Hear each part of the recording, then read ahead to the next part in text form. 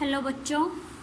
So after discussing about read format free statement, now we will discuss about write format free statement.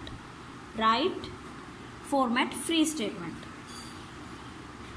Right का मतलब output लेने के लिए है ना. तो आउटपुट हमारी हमेशा स्क्रीन के ऊपर प्रिंट होती है. आइदर हम उसे प्रिंटर की हेल्प से हार्ड कॉपी भी ले सकते हैं, बट होती तो वो स्क्रीन के ऊपर भी प्रिंट है ना. तो उसके लिए हम लोग राइट और प्रिंट दोनों स्टेटमेंट्स का यूज़ कर सकते हैं, write as well as print statement. अब इसका फॉर्मेट क्या होगा? Print star star and output list. ये आउटपुट लिस्ट के अंदर डिफरेंट वेरिएबल्स जिनसे कि जो कि हमें एज ए आउटपुट प्रोवाइड करने हैं, जिनकी की वैल्यू हमें एज ए आउटपुट लेनी है.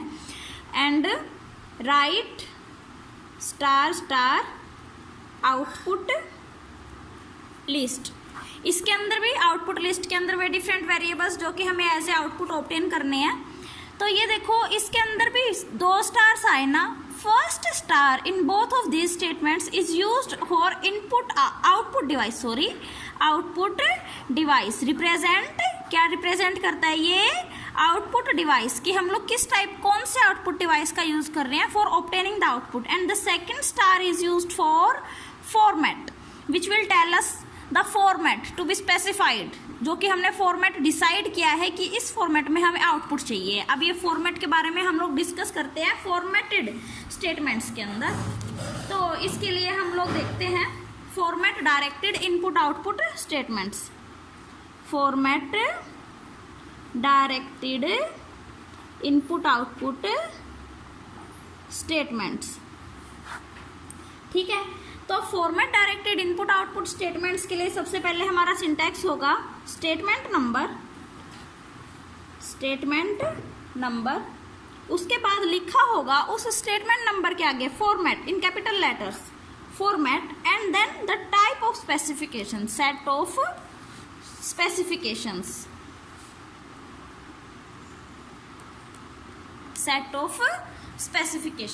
And that's it.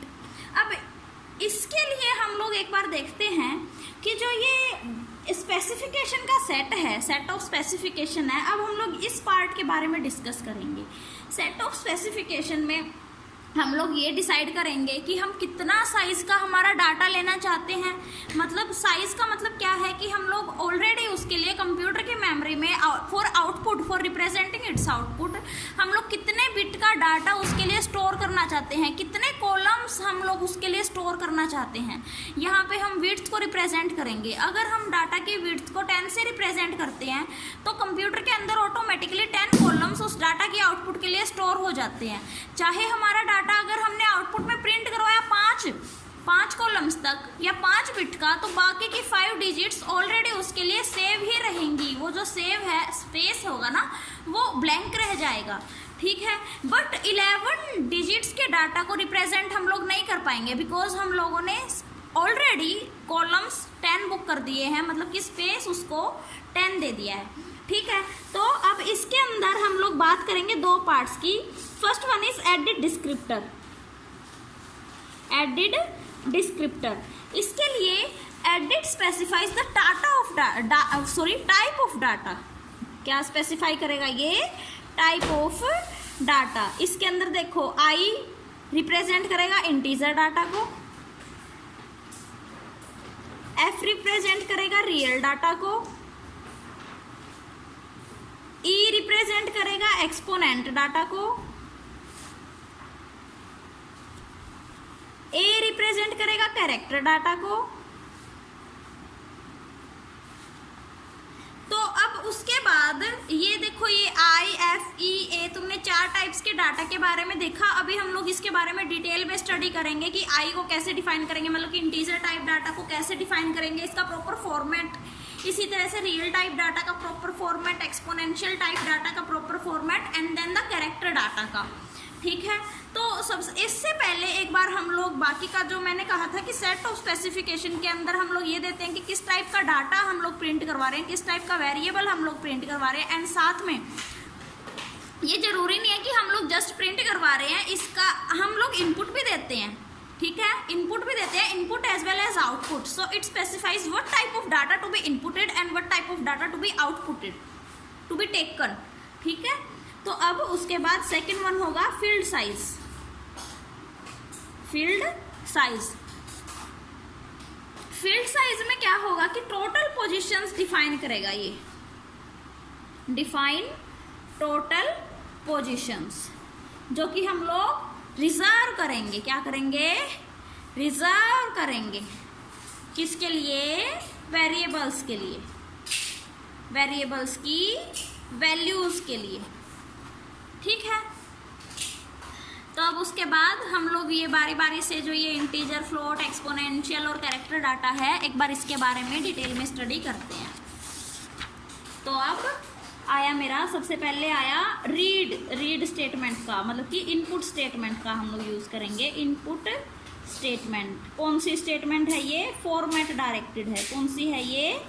Format directed, जिसके अंदर कि हम लोग फॉर्मेट को डिसाइड करते हैं, डिफाइन करते हैं कि हम लोग इस टाइप का फॉर्मेट दे रहे हैं। ठीक है, तो अब उसके लिए read u fs and then list of variables. अब ये जो इसके अंदर u है, ये क्या रिप्रेजेंट करेगा? यूनिट डिवाइस, यूनिट नंबर, मतलब कि यूनिट नंबर जो क्या डिसाइड करेगा? Input device to be used, input device to be used, इसका तुम लोगों को पता है। और ये क्या होगा?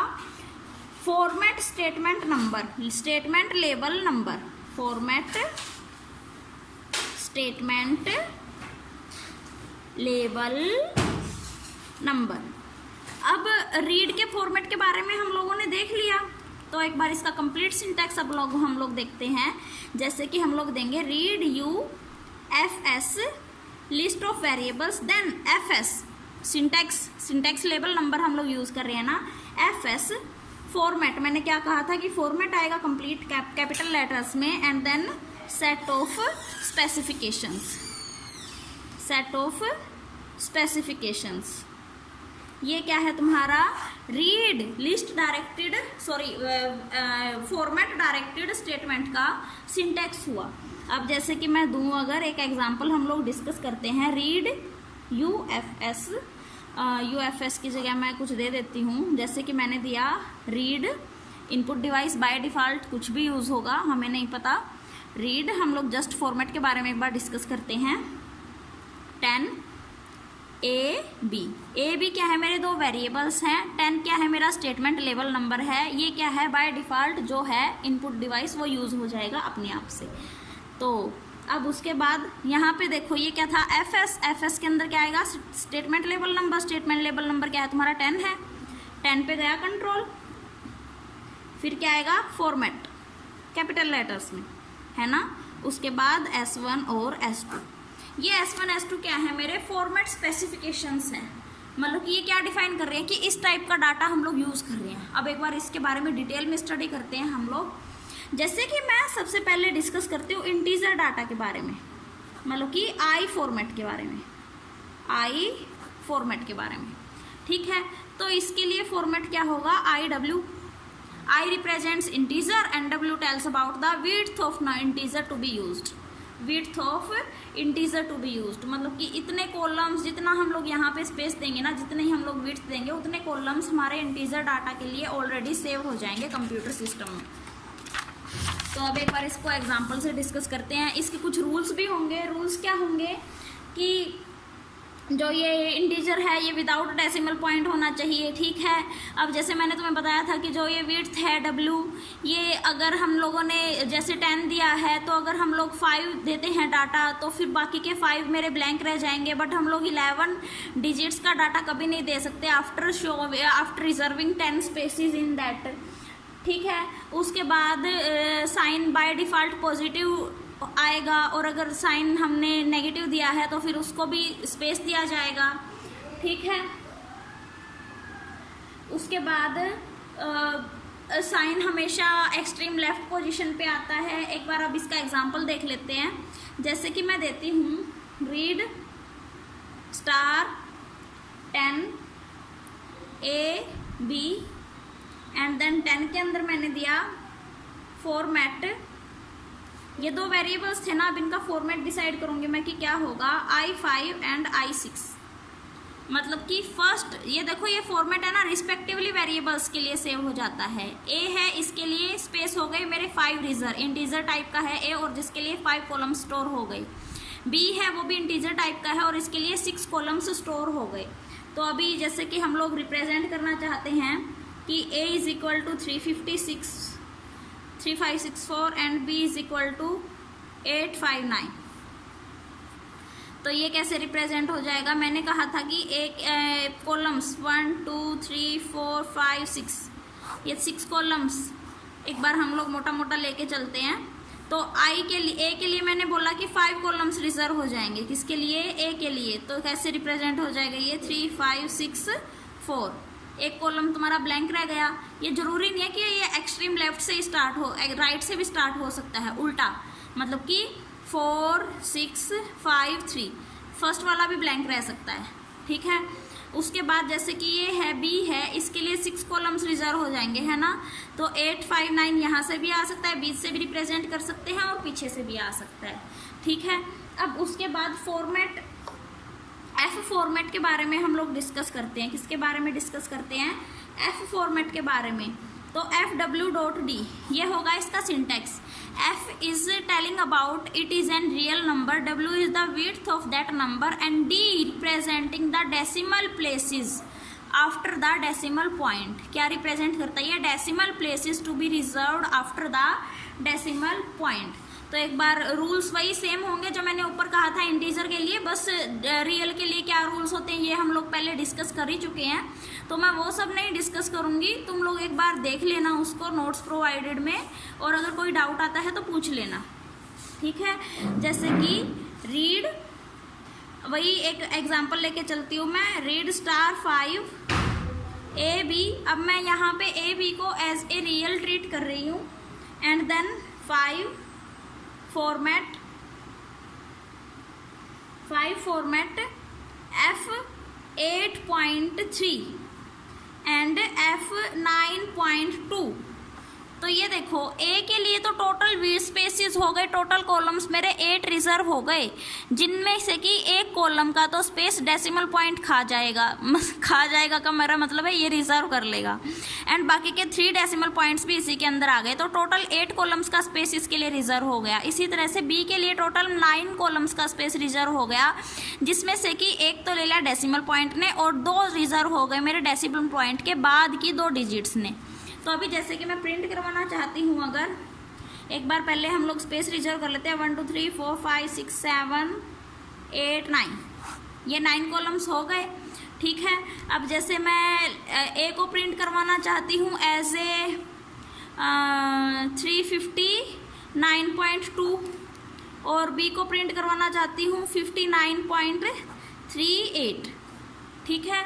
तो अब यहाँ पे हम लोग ए के बारे में रिजर्वेशन एक बार देखते हैं, ये क्या होगा 359.2। ये देखो 5 कॉलम्स मेरे यूज हो गए, बाकी के 4 मेरे 3, इसके लिए तो कितना स्पेस था, 8 कॉलम्स का था ना ए के लिए, तो बाकी के 3 कॉलम्स मेरे क्या रह गए, ब्लैंक रह गए, ठीक है। अब बी की अगर हम बात करें तो बी के लिए क्या आएगा 59.38, इसके लिए 5 कॉलम्स यूज हो गए इंक्लूडिंग द डेसिमल पॉइंट, और बाकी के 4 कॉलम्स क्या रह गए, ब्लैंक रह गए। I hope it is clear to you all. अब हम लोग आगे बात करते हैं एक्सपोनेंशियल ई फॉर्मेट की बात करते हैं एक बार हम लोग। ई फॉर्मेट इनपुट स्पेसिफिकेशंस EW.D, ये क्या होगा, इसका सिंटैक्स होगा। ई क्या है तुम्हारा, एक्सपोनेंशियल फॉर्म को रिप्रेजेंट करता है। W is represents the total width या total number of columns to be reserve for representing the data, and D specifies the digits after the decimal point in the mantissa part. किसके अंदर होती है ये, mantissa part में। Mantissa part क्या होता है, बिफोर एक्सपोनेंशियल पार्ट का ये जो पोर्शन होता है इसको मेंटिसा बोलते हैं, और इसको क्या बोलते हैं, एक्सपोनेंशियल पार्ट, है ना। हम लोग पहले डिस्कस कर चुके हैं इसके बारे में। तो एक बार डायरेक्ट ज़्यादा टाइम ना वेस्ट करते हुए हम लोग डायरेक्ट इसका एग्जाम्पल स्टडी करेंगे, बिकॉज रूल्स मैं पहले से ही बता चुकी हूँ एक्सपोनेंशियल फॉर्म को रिप्रेजेंट करने के लिए। तुम लोग पिछली कोई भी वीडियो देख लेना, कोई भी नहीं, मतलब इससे लास्ट जो वीडियो थी वो वाली फॉलो अप कर लेना, ठीक है। तो अब इसके लिए एक बार देखेंगे हम लोग रीड, जैसे कि मैंने दिया *20 एंड देन एक एग्जाम्पल ले रही हूँ मैं, x नाम का एक वेरिएबल लिया। अब 20 क्या है, मेरा स्टेटमेंट लेबल नंबर है, तो वो यहाँ आ जाएगा 20। उसके बाद क्या होगा, फॉर्मेट एंड देन E11.3। तो ये देखो इसके लिए टोटल स्पेसेस कितना रिजर्व हो गया, 11 कॉलम्स रिजर्व हो गए, 1 2 3 4 5 6 7 8 9 10 11। ये टोटल कॉलम्स तुम्हारे रिजर्व हो चुके हैं, किसके लिए, x नाम के वेरिएबल की आउटपुट को रिप्रेजेंट करने के लिए। अब मैं चाहती हूँ कि x है जो वो है 3892.6 E-11, ठीक है। मैं इसको रिप्रेजेंट करना चाहती हूँ, तो ये देखो कैसे रिप्रेजेंट करें हैं हम लोग, 3892.6 E-11।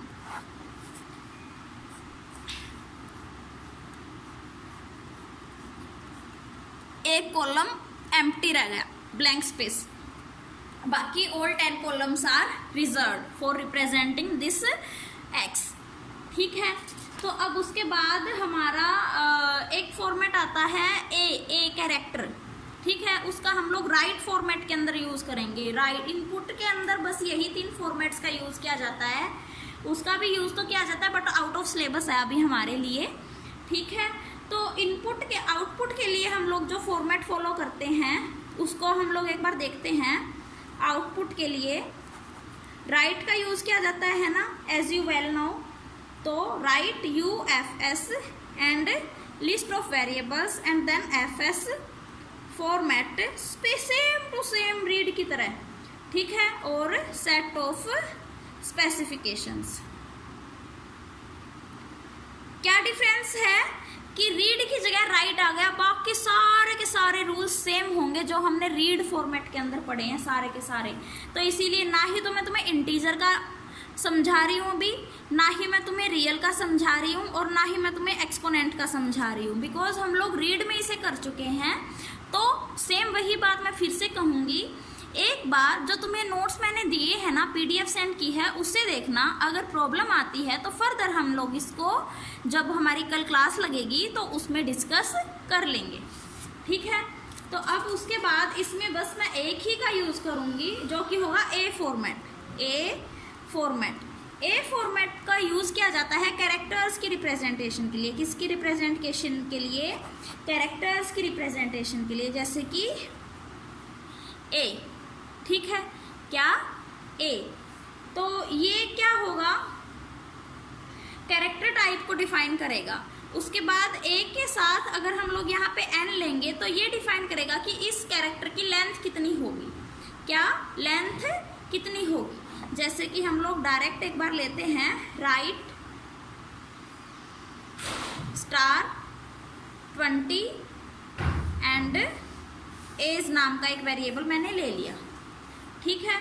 तो अब इसके बाद 20 फॉर्मेट, और अब ए क्या होगा, मेरा कैरेक्टर डिफाइन करेगा ना। ए के साथ क्या था, एन, तो अब मैं साइज दे देती हूँ इसको 10 का, ठीक है। तो ये क्या होगा, 10 कॉलम्स तुम्हारे रिजर्व हो जाएंगे। एक एग्जांपल से हम लोग डिस्कस कर लेते हैं फिर से। 1 2 3 4 5 6 7 8 9 10 हो गए ये 10 कॉलम्स। अगर मैं एक नाम प्रिंट करवाना चाहती हूँ इससे, जैसे कि मैं चाहती हूँ कि एज के अंदर से मेरा प्रिंट हो राधा, तो कैसे होगा, RADHA।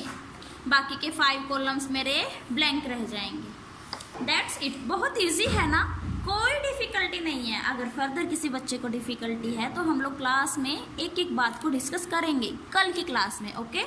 थैंक यू बच्चों, आई होप कि तुम लोग अच्छे से पढ़ के आओगे और फिर अच्छे से अपने डाउट्स क्लियर करोगे। Thank you.